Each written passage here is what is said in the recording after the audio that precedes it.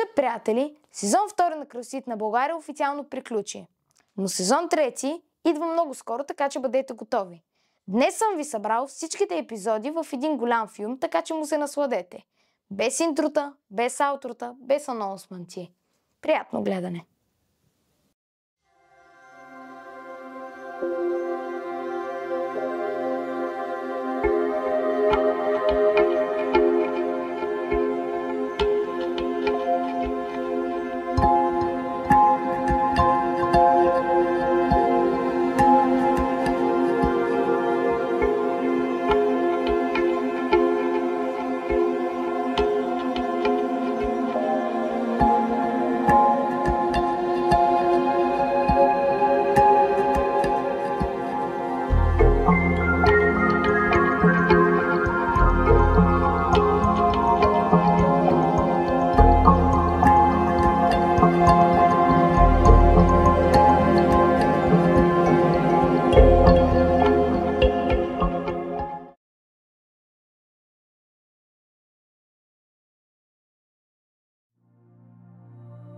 Здравейте, скъпи приятели! Аз съм Т13 и добре дошли в първият епизод от сезон 2 на Красотите на България. Днес се намираме на не толкова известно място в България, а именно параклисът Свети Никола, близо до село Поповица. В него се е криел Васил Левски, за да се скрие от османците.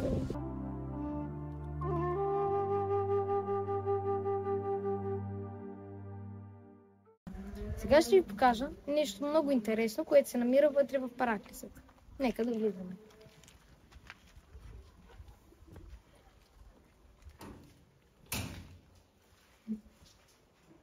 Скъпи приятели, това е светлина, която се появява само един път през денят. Тя осветява кръстът, на който е разпънат Исус Христос, и тайната вечеря.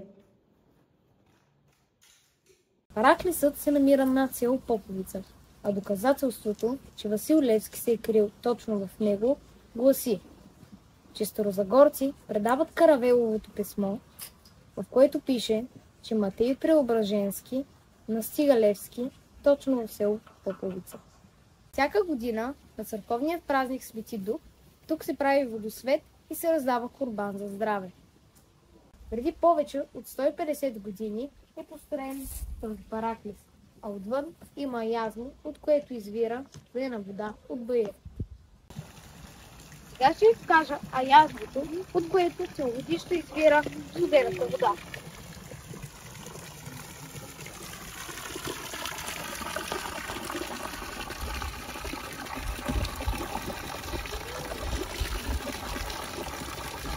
Скъпи приятели, когато ходите по такива красиви места из нашата България, моля ви, не изхвърляйте боклуците си на земята. Все пак трябва да съхраним България жива. Тя е само една.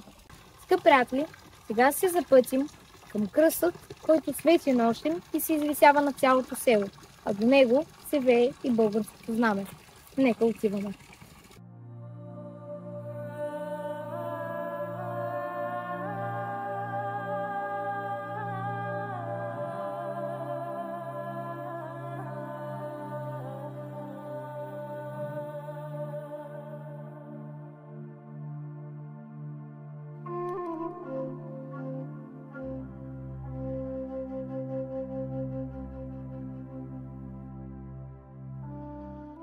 Приятели, вече достигнахме кръста.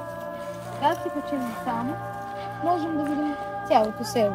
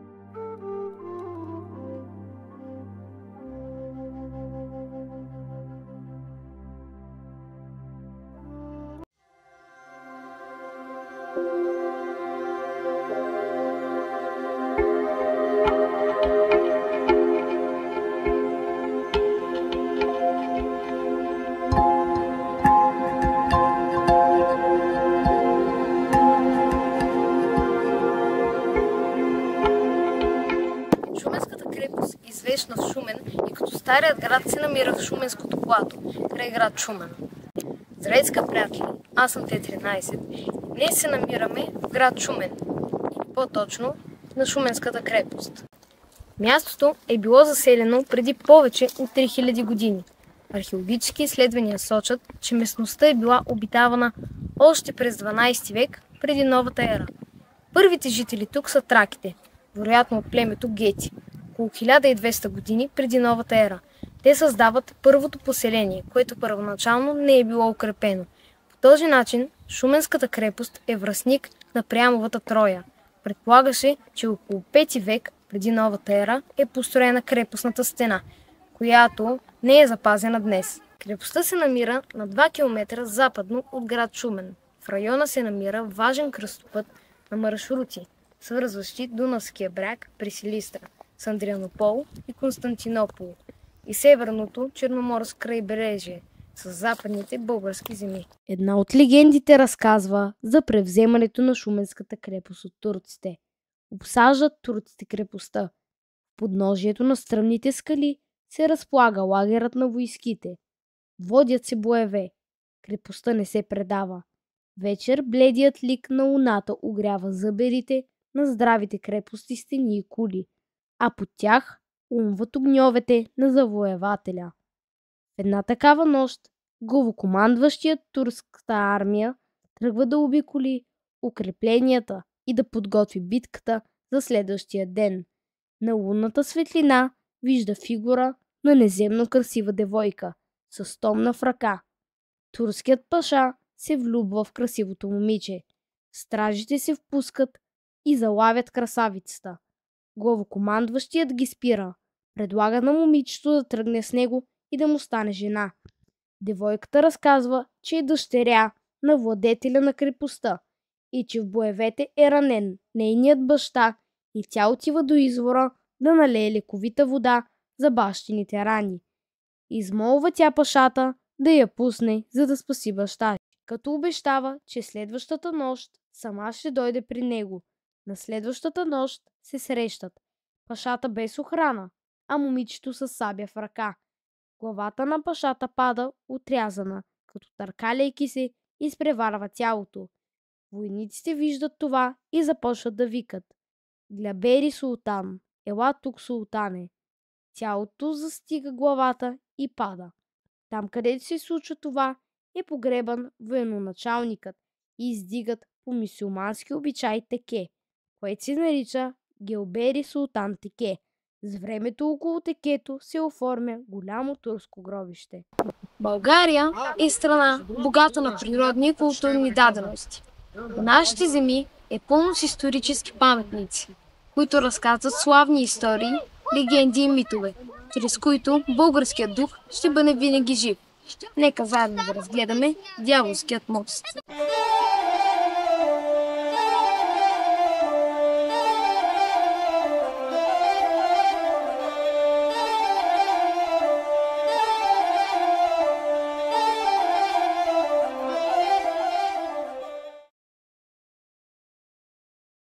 Местата, които се заслужава да се посетят в България, са толкова много, че е трудно да се каже от кое трябва да започнете. Просто вземете една карта и започнете да отбелязвате едно по едно посетените от вас места.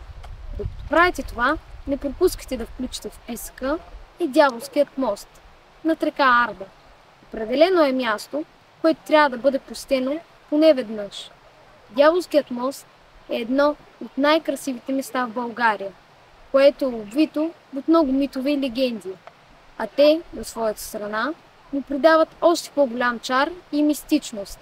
Всеки, който го е посещавал, сам се е убедил в красотата и мистичността на това място. Намира се в живописен пролом на около 10 км северозападно от град Ардино, близо до село Дядовци и недалеч от село Латинка, също в областта на град Кърджали. На 24 февруари 1984 година мостът е обявен за паметник на културата. Той е построен в началото на 16 век. По нареждане на Султан Селим I мостът е възстановен. С това си действие той имал за цел да продължат търговските връзки между двата географски района. Щом говорим за място в България, е почти невъзможно да минем без митове и легенди.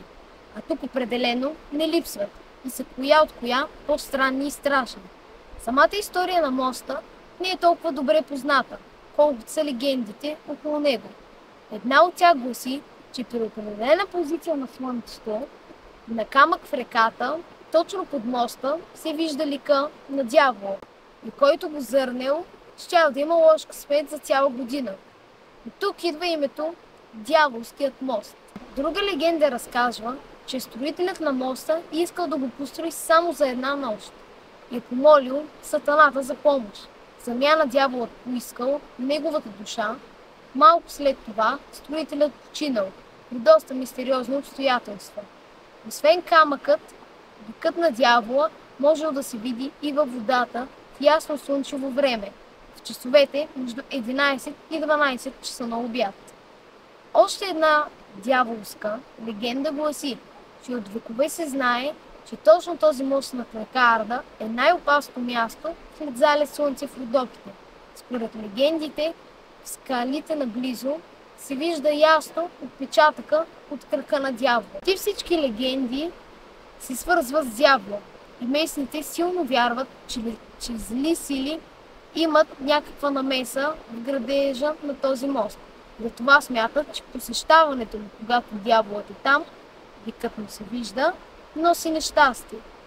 Други смятат, че всеки, който се качи на моста и застане точно в неговия център, ще има добър късмет. И все пак, най-известната красива легенда, тази, която се смята, че ликът на млада девойка е вграден в самият мост. Именно с нея местните обясняват здравината на моста. Строителят се влюбва в една девойка от близкото село, която му носила храна и вода всеки ден. За да увековечи нейната красота, той зазидал сянката й в моста, но за съжаление малко след това момата починала. Мистериите около Дяволският мост не свършват само с легенди и митове, които всички местни знаят. На един камък, близо до моста, е открит печатък на цар Соломон, което кара повечето археолози да смятат, че има някаква връзка между Дяволският мост и светилищата в Родопите. Легендите и митовете определено не липсват за това място, но въпросът е дали в някоя от тях ще зърне истина. Все пак, посочените легенди се основават на някакви истински истории или поне на част от тях. Дали и тук е така, не знаем, но пък в живота има неща, които май е по-добре да не знаем. Дяволският мост е истинско инженерно чудо за своето време, а фактът, че стои цял до днес, е наистина уникален и определено е повод да се замислим как се е строяло тогава без техника, без модерни чертежи и без всякакви други удобства. Стигнахме до върхът на моста, а от тук се открият прекрасни гледки към планината и река Арда.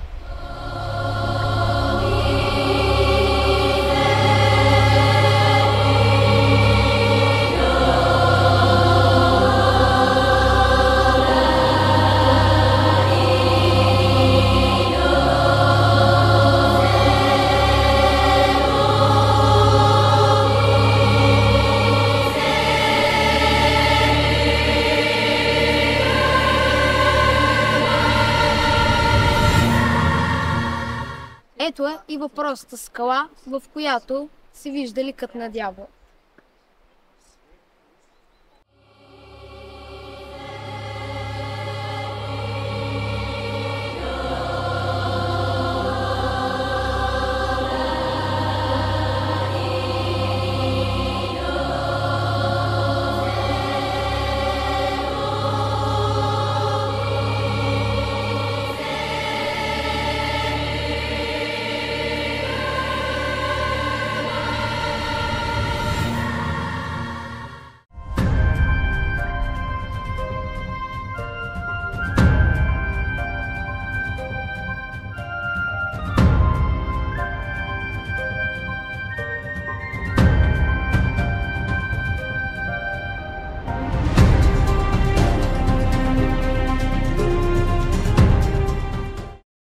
Червената църква, Света Богородица, е християнски храм в руини, разположен край град Перущица.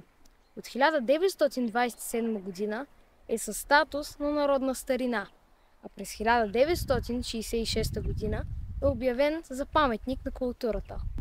Здравейте, приятели! Аз съм Т13 и днес се намираме на Червената църква до град Перущица.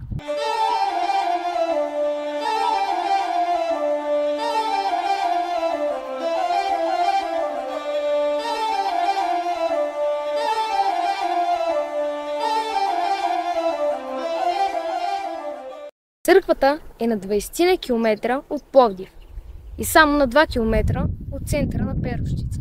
До нея водят множество кафяви табели и е лесно да се ориентирате до нея. Направена е реконструкция на основната сграда и са изградени предверия, барак, а вътрешността е била богато изографисана за първи път. Най-вероятно варварски насействия са наложили третият период на строителство от краят на 10 и началото на 11 век. Тогава църквата е реставрирана и изографисана наново. Храмът Света Богородица е функционирал пълноценно от 4 до 14 век. Името Червена църква му е дадено заради използваните за изграждането му римски тухли и розов хоросан. От някогашните внушителни размери, 32 метра дължина и 29 метра ширина, днес са останали само руини, най-вече северната част на основната постройка. Запазените части достигат до височина 14 метра, а в музея на Перущица са съхранени части от другите мозайки, а други могат да се видят на място. От ЮНЕСКО смятат, че те са уникални и наподобяват тези базиликата Сан Витале и Синайският манастир. Днес църквата е укрепена, а зоната около нея е реновирана и е превърната в прекрасно място за отдих и разходка. Безспорно е сред най-забележителните раннохристиянски паметници в Югоизточна Европа.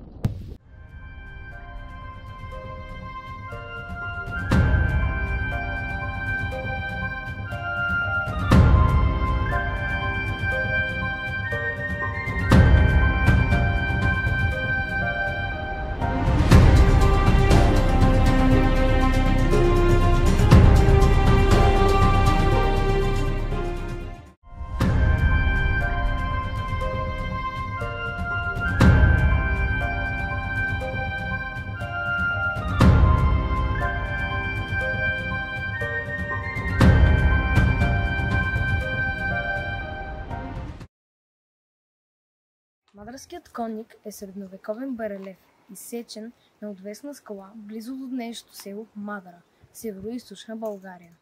Мадарският конник е открит за съвременната наука и е описан за първи път през 1872 година от Феликс Канц. Подробно изучаване на релефа изисква скеле, каквото е издигнато през 1895 година, 1905-1954.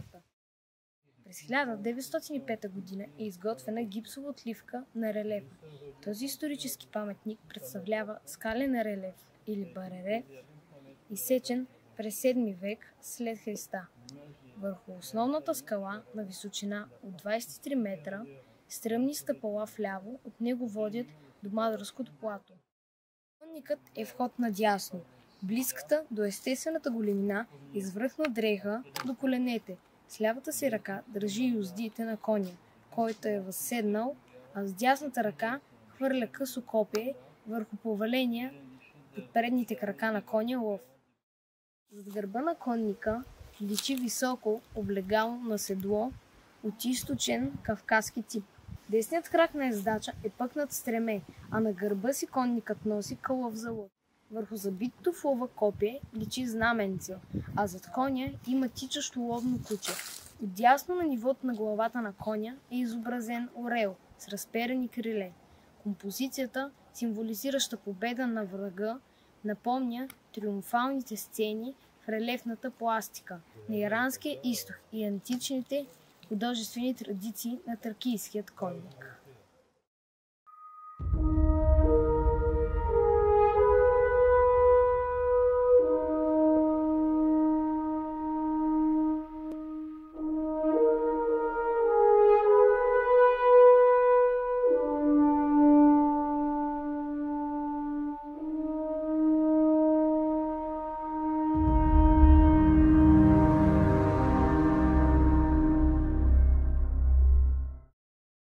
Местните жители вярват, че това място е вратата към космоса, където се срещат земното и божеството. Тук сред тишината на планината човек може да усети енергията на древните и да се свърже с нещо много по-голямо от себе си.